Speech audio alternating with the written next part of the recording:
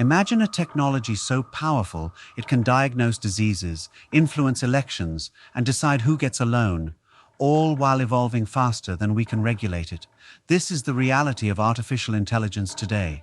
AI has moved from science fiction to reshaping our daily lives at breathtaking speed. Governments worldwide agree AI needs regulation, but here's the paradox: no one agrees how. For every day we delay drawing clear boundaries between innovation and exploitation, the challenge grows exponentially more difficult. But why is this regulatory challenge so uniquely complex?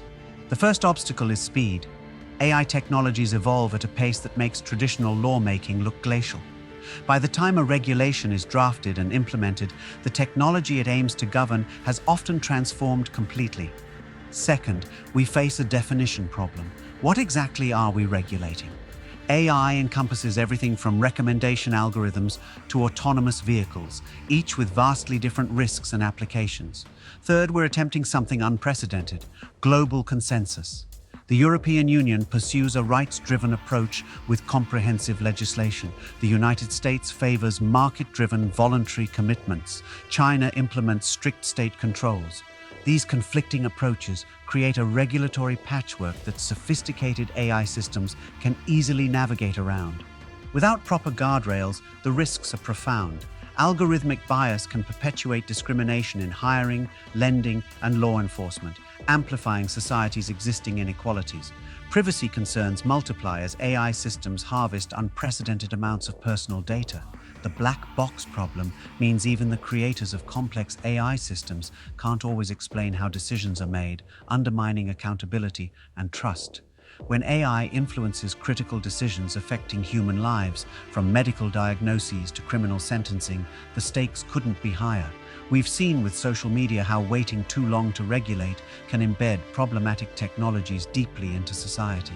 Despite these challenges, promising regulatory approaches are emerging.